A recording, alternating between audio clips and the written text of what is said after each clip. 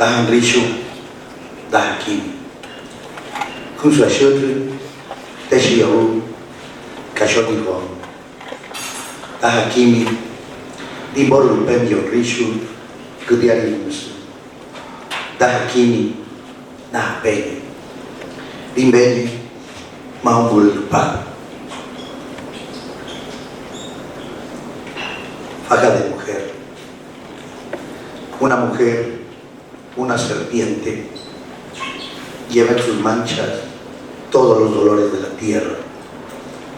Una serpiente protege los vientres infecundos de las nunca madres.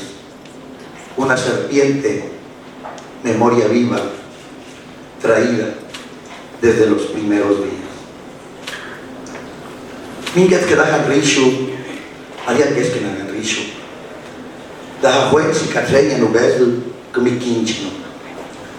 Matenche minget que minaho, uske, ya minget que zakl. Acá, y santen de canamale, y hay energía peñe. No peñe, si pesen a peme en un rishu. Acá no, solo pesen no juez. Fuiste deseo antes que mujer, brillo en la sonrisa del hombre que soñaba. Cuando todo era anhelo, tú ya eras vida. Por eso increpas como anciana, rehusándote al olvido. También la memoria tiene vientre de mujer, solo así puede aguantar tanta nostalgia.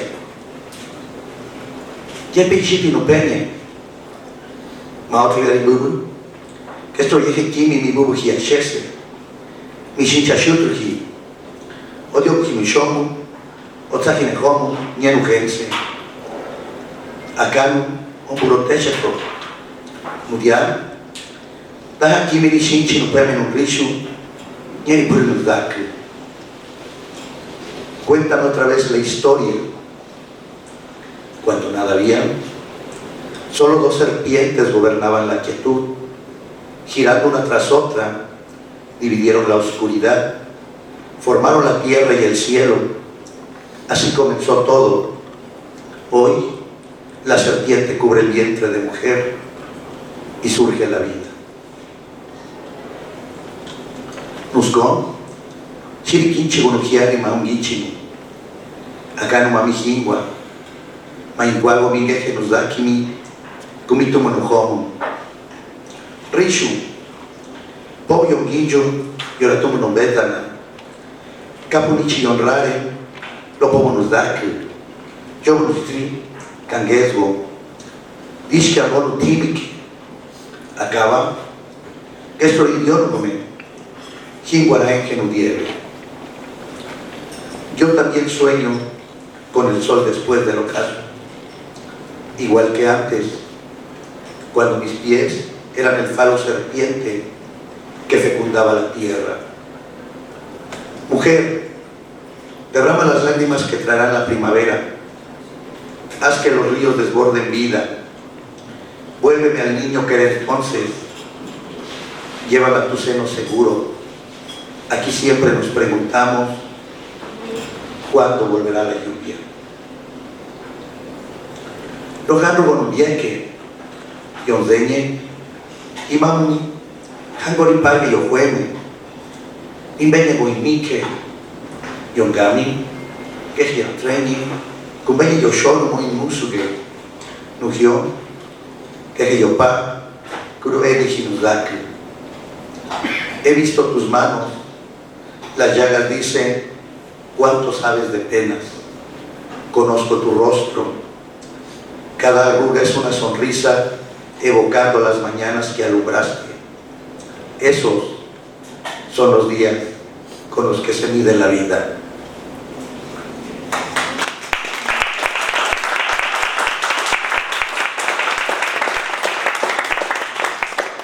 Dice un poeta que hacer poemas es como construir casas para recibir a algunos migrantes del amor.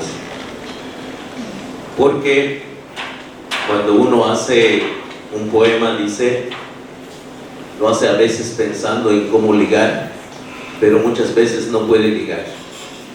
Pero no falta quien ligue con ese poema y entonces les va mejor a los demás que al propio autor. Entonces se convierte en una casa para recibir a los migrantes del amor. Entonces, creo que la lengua originaria también tiene estas virtudes y pasa mucho que tenemos el problema de escribir un poema en maya o en mazahua o en cualquier otra lengua originaria, y tenemos que luchar para tratar de pasarlo al español, y casi que hacemos un nuevo poema por la dificultad que hay de traducirlo a una lengua que no es nuestra y que no manejamos muy bien. No sé qué nos puede comentar Francisco sobre esta experiencia de hacer un poema en mazahua y luego hay que traducirlo al español, y si logra decir exactamente en español lo que está diciendo en mazahua. ¿Cómo te ha pasado y cómo ha sido tu experiencia? Claro que sí. Bueno, antes que nada, en esta segunda intervención quiero darles la bienvenida al Encuentro de Literaturas en Lenguas Indígenas de América en el marco de la FIL Guadalajara 2024. Este es un encuentro que, como su nombre lo dice, realiza actividades de las cuales están en el programa. Podrán acompañarnos el día de mañana, sábado y domingo también en las actividades. Agradecer a Pedro, agradecer al doctor José Luis Ipurríos, quien coordina todo esto, y nos acompañan además pues ya los participantes del encuentro, quienes me permiten saludarlos desde aquí: Germán, Liliana Calao, y si se me pasa alguien más que no ubico en este momento, una disculpa. Respondiendo a la pregunta de Pedro, efectivamente, hacer un poema en dos lenguas es hacer dos poemas.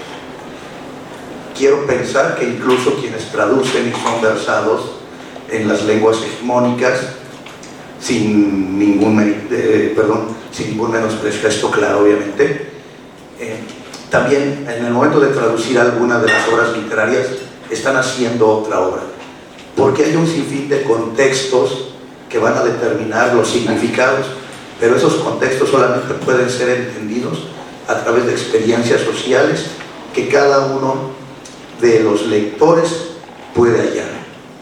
La misma palabra, ejemplo, verdad, no va a significar lo mismo en cada uno de nosotros, y entonces el mismo poeta que se traduce a sí mismo, pues en realidad está traduciendo a una persona que entiende un mismo concepto en dos universos paralelos.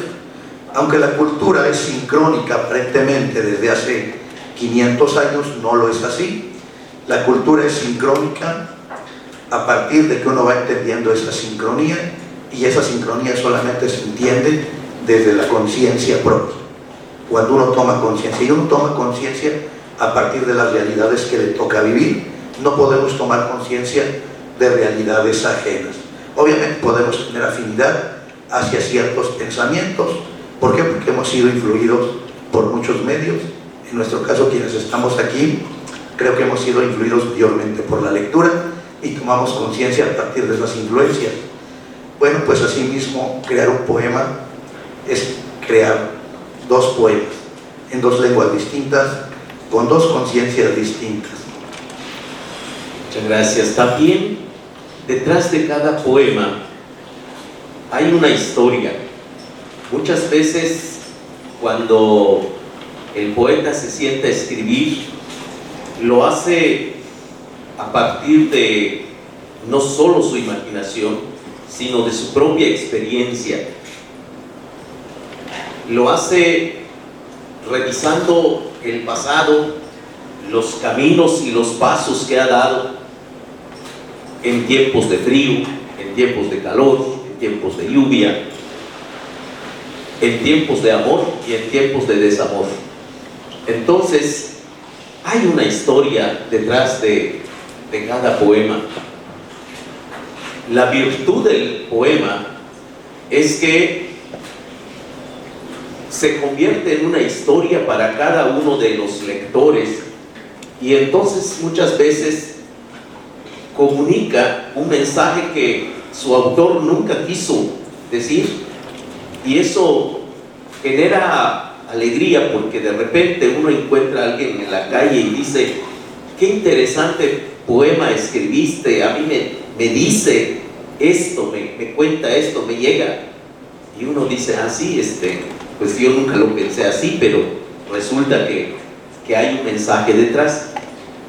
Y eso es común en el sentido de que el autor que va construyendo el poema, si bien es cierto, no es una autobiografía, es parte de su caminar, es parte de su sentir, es parte de su experiencia.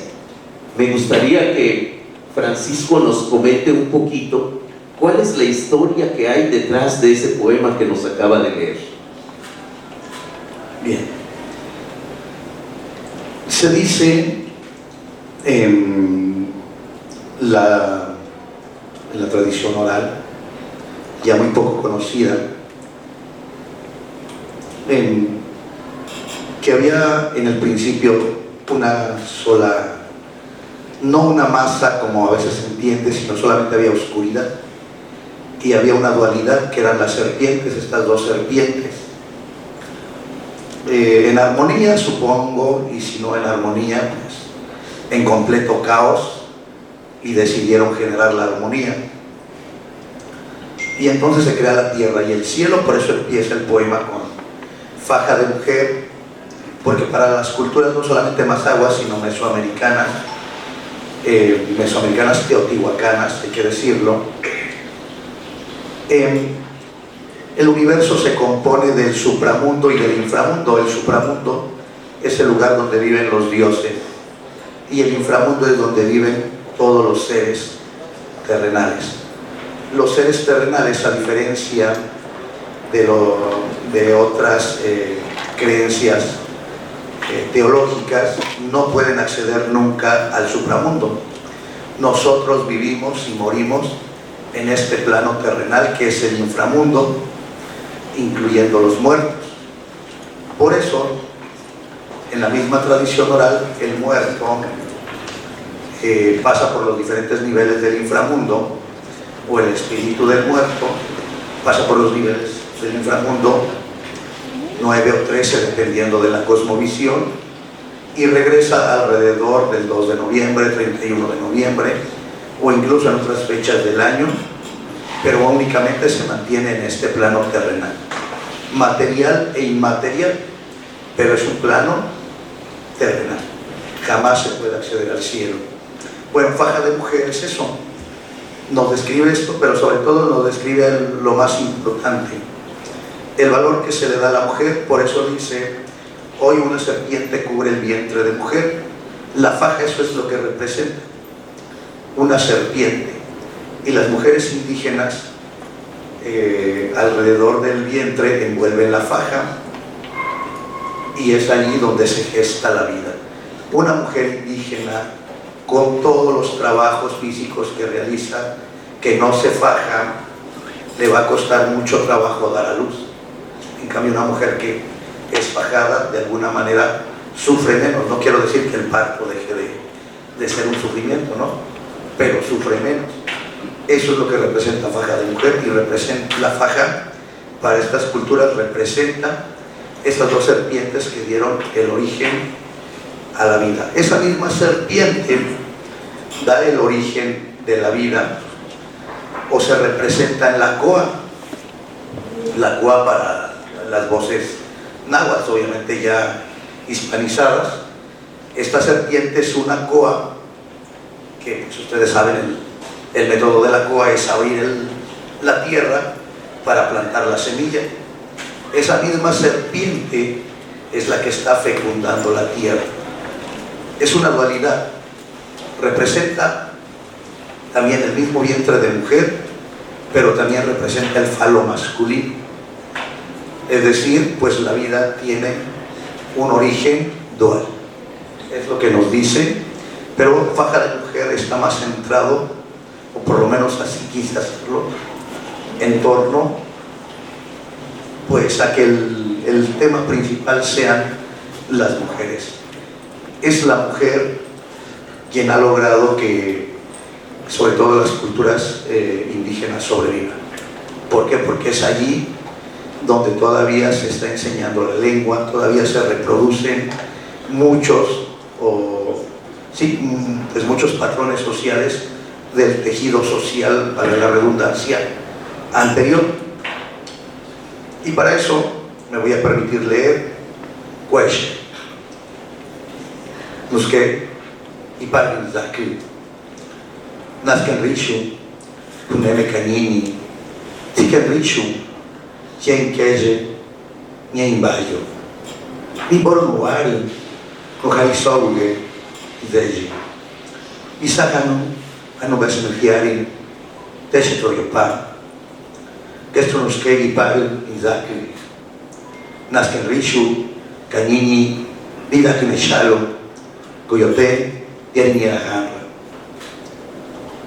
Tlachiquera, tú conoces tu historia, mujer sola, danzante en los caminos, mujer frágil, de Chimpuete y de Rebozo, decana del Maguey, donde renunciaste a tu fuerza, ganándole al alba la claridad de los días.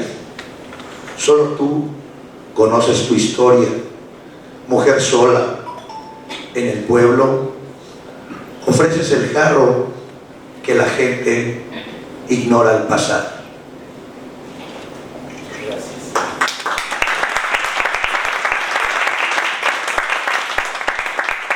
Uno de los aportes de la poesía en lenguas originarias es la de comunicar esta visión de mundo que tenemos y que la poesía occidental pues no tiene, porque no es su experiencia, hay una experiencia muy propia nuestra con la milpa, con el maíz, con la tierra, con la lluvia, con el vivir día a día, y esto se refleja en nuestros escritos, en nuestros textos, y esto se genera una nueva información que por muchos años estuvo escondida o se conservó solamente en la tradición oral, y que a día de hoy, con las nuevas generaciones y los esfuerzos que se están dando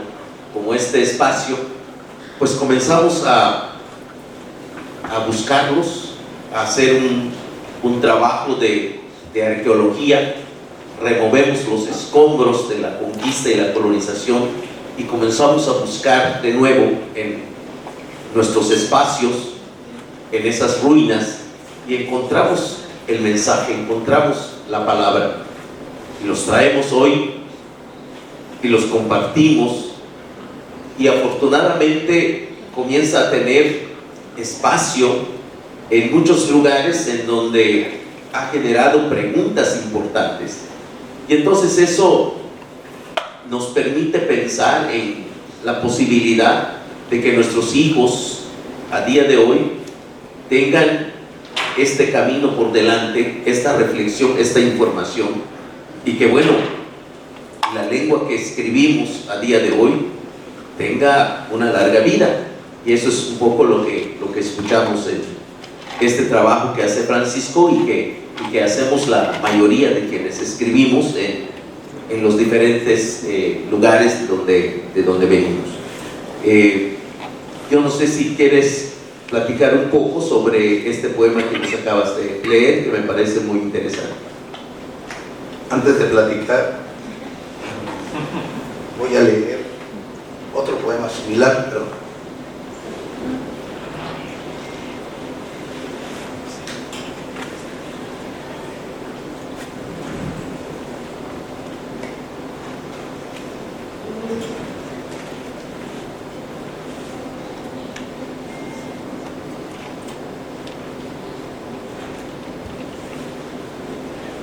para responder un poco a lo que decía Pedro.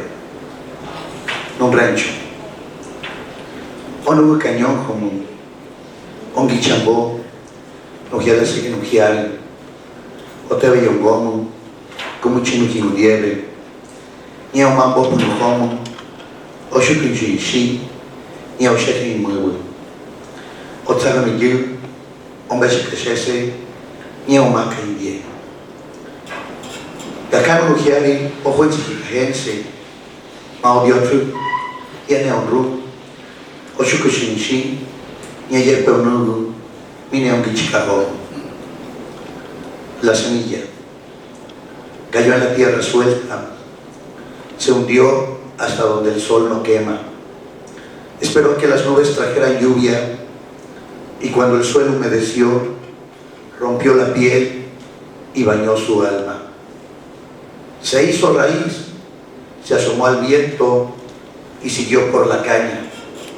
Desafiando al sol, floreció en lo alto, ya seca, se negó a morir, desprendió sus hojas y de nuevo cayó buscando el abrigo profundo.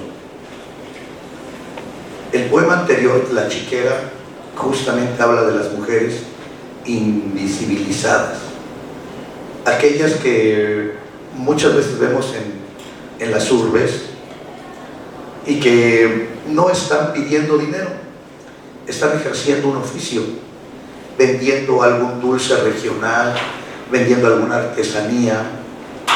En el caso de Tlachiquera, pues es eso, una mujer que se dedica a raspar el maguey, a hacer a procesar el aguamiel para hacer pulque y ofrecerlo en algún lugar conurbano. Y la gente simplemente pasa ignorando. ¿Por qué? Pues porque a lo mejor nos vamos a sentar a una cantina, a un bar, donde tenemos la comodidad, donde podemos pagar más. Y así como esta historia, pues vamos a encontrar muchas historias de personas invisibilizadas, pues en todos lados. La semilla también es eso. En un mundo donde aparentemente hemos alcanzado el progreso como lo es tenemos unas maneras de producción donde nos hemos olvidado también de los conocimientos ancestrales y regionales muy importantes. Pero ocurre que a nosotros nos gusta mucho el cine y en el cine nos presentan muchos mundos distópicos donde la economía global ha fracasado por algún virus, por alguna otra razón, y en ese mundo distópico ¿qué hay? Pues comunidades tribales donde están produciendo nuevamente de manera tradicional. A mí me ha gustado mucho el cine y desde pequeño pues he visto justamente esas películas donde la comunidad se encierra y hasta esconde sus cosechas sin toda la tecnología. ¿Qué va a pasar cuando nuestra sociedad falle? Cuando no tengamos esos conocimientos regionales. ¿De qué vamos a vivir? ¿Cómo vamos a hacer producir la tierra sin toda esa maquinaria? Esa es la importancia del conocimiento regional conservado por los pueblos indígenas.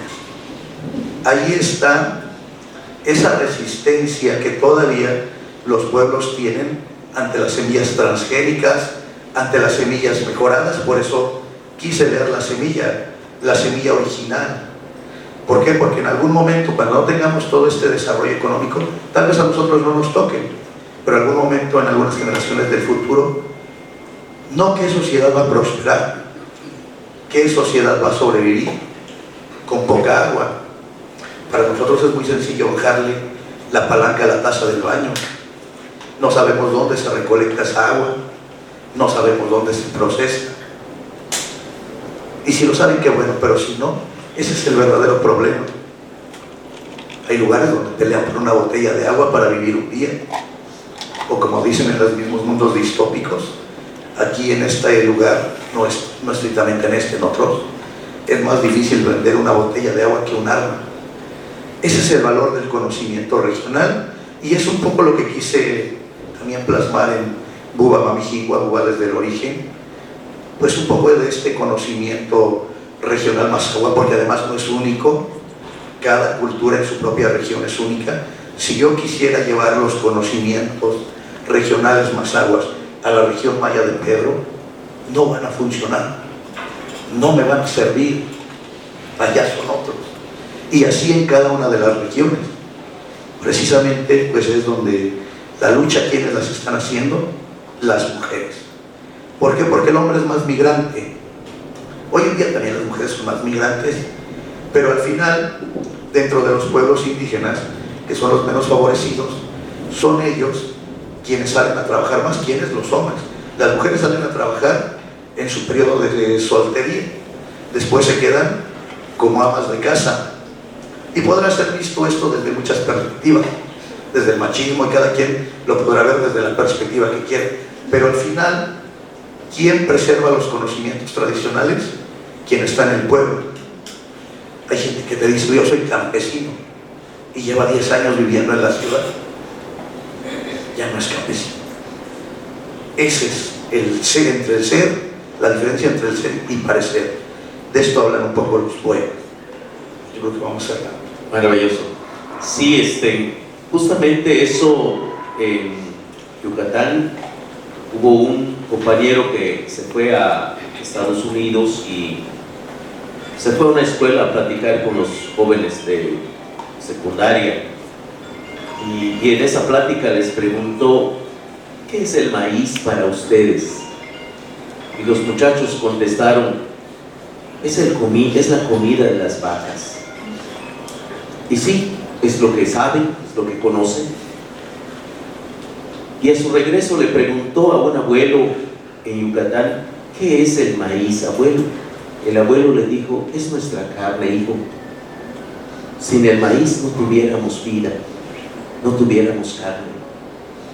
Entonces hay una diferencia enorme entre las regiones y el valor que tienen las cosas que tenemos enfrente y con quienes nos relacionamos. Igual esta persona fue y le preguntó a los niños de la ciudad de Mérida: niños, ¿de dónde viene el tomate que comemos a diario? Y uno contestó: en el supermercado. Mientras en el pueblo un niño dijo: en la milpa, de ahí viene el tomate que comemos.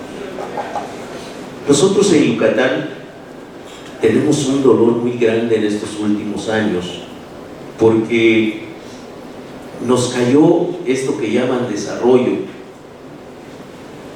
en otra cultura, y creo que sí es desarrollo, solamente que para nosotros es el desarrollo de la muerte, porque se devastaron miles de hectáreas de selva y pagaron que maten a jaguares, a venados, a tapiles que aparecían en el camino del tren que le han mal llamado Maya. Entonces, el dolor que nos ha generado esta situación ha silenciado también la voz de nuestros sacerdotes mayas, que le decimos Ahmed, que es donde se produce la poesía o la literatura, porque en Yucatán la base de esto que llamamos poesía, en maya no tenemos esa palabra, decimos Iquintán, que es palabra de viento, palabra florida, porque es toda esa invocación que hace el Ahmed o sacerdote maya cuando está ofreciendo pues esta ofrenda del elote, el maíz, el pozole, el pib y todo lo que ofrendamos. Esa invocación se convierte en poesía. Entonces hay allá una riqueza importante y que tenemos el compromiso y las ganas de mantener, porque además no es solamente una cuestión, creo, de capricho, sino es una propuesta de vida en donde se valora mucho la salud, y la salud no puede llegarnos a nosotros como seres humanos si tenemos una selva enferma, una tierra enferma, si tenemos las abejas enfermas, si tenemos el agua contaminada. No podemos vernos sanos y saludables en un medio ambiente enfermo. Y eso es parte de la reflexión que generamos. Entonces, voy a dejar este tiempo que nos queda, que son tal vez unos 10 minutos, por si alguien quiere hacernos alguna pregunta, principalmente a Francisco, sobre estos temas que nos ha leído, que han sido muy interesantes, y pues ojalá si alguien quiere animarse a hacer alguna pregunta. Bueno, lees dos más y después las preguntas. Excelente, muy bien.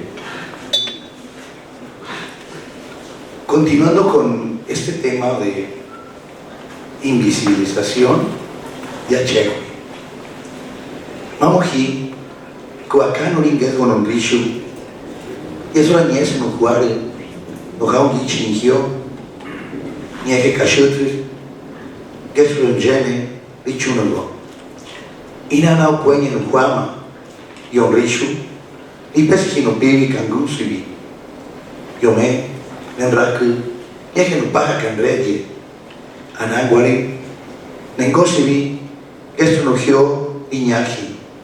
Angezehi, ni parhi, angezehi vitrehi.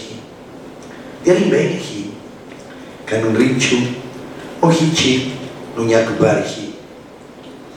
Injusticia. Dicen que por ser mujer no puedo cargar la caja donde descansa mi padre. Y desde atrás solo las flores me dejan llevar. A mi madre le quitaron la milpa. Para las mujeres está el humo de la cocina, las habas tostadas y el calor del comal. Junto al fogón, solo ellos charlan, solo ellos entienden, solo ellos se ríen. Parecen olvidar que una mujer les enseñó la lengua que habla. Y el libro cierra con La casa de Buba, que para poder entender o hacerse una idea del segundo canto voy a tener que leer el primero también. Gimbenye Buba, yo ya estoy comisionado me abono contra mamitegome, mi tikerikaraji, einaragome, mi mamo komikaraji na burku.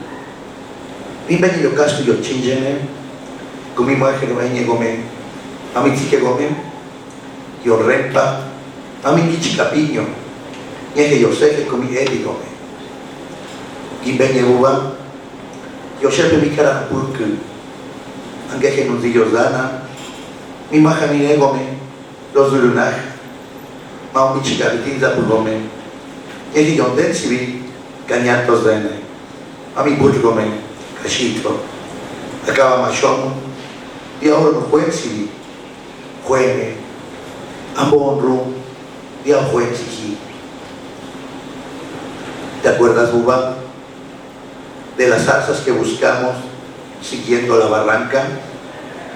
Cuando crecimos ya casi no había, pero mamá cuenta que abundaba. ¿Recuerdas los pequeños dientes de león que nos gustaba soplar de niños? Las horas escondidos en la hierba y las estrellas que solíamos contar. ¿Te acuerdas, Buba? Había mariposas donde quiera. Cuando era abril, nos emocionaba atrapar alguna para que nos enseñara a volar. Y de las luciérnagas de junio, las que metimos en la botella, por si en la noche no había luz, pobres, ahí murieron sin iluminar más. Mamá, dipe, y nana, dipe se yombeñe mami tzike, arigion, yepe yepe shipi, imagina poco nitreñe, manupa, onugo canrare, yepe oseje, y nana, yerin beñe, nahobuba, ubu yopa marigio rinita, y yo no maraya seje, marachuno ni keje, y yo con yodo nutita, na poco pa kudiajanra. Ojo México en Runji, Pama Pama, Imbeña Nuzque, Nuzgo, Ichichiomicha, Curipésigo. Menan ojo, mi imagen a Halloween, en Angeje Imbuba, Angeli John de Tri, Vía que no treñe, Angeze, Gelinera Eñi, Ichipiraenje, y Negora Chabul, Lorijan la Nujense, y Geología. Mamá guarda sus recuerdos de niña. Si hablas con ella, los desempolva otra vez. Se emociona soltando carcajadas como si el día que cayó al río volviera a ocurrir. Mamá ya no recuerda bien las cosas, Ruba. A menudo pregunta por la abuela, pregunta cuándo volverá y si traerá vestidos nuevos. Pregunta dónde está el abuelo, porque hace días que no le ve. Ha olvidado que ambos murieron, aunque por momentos se acuerda de ti. Yo le muestro las fotos que enviaba. ¡Qué grande está!, dice sonriendo, pero no es mi Buba. Él anda afuera. Escucho sus risas. Solo le gusta jugar. Dile que venga para abrazarle. Luego voltea al cielo buscando el sol.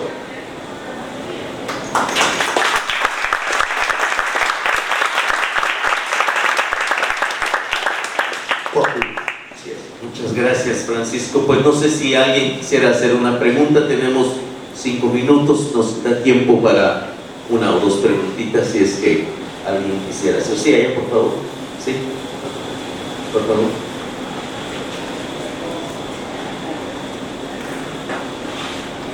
La verdad que pues yo lo felicito porque qué manera de sensibilizarnos respecto a un problema tan actual, tan reciente.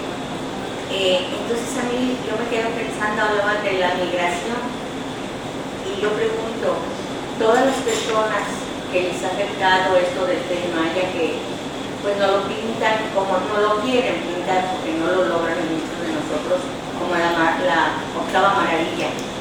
Entonces mi pregunta es, ¿qué hace toda la gente que fue despojada de sus tierras, que fue desplazada? ¿Cómo sobrevive?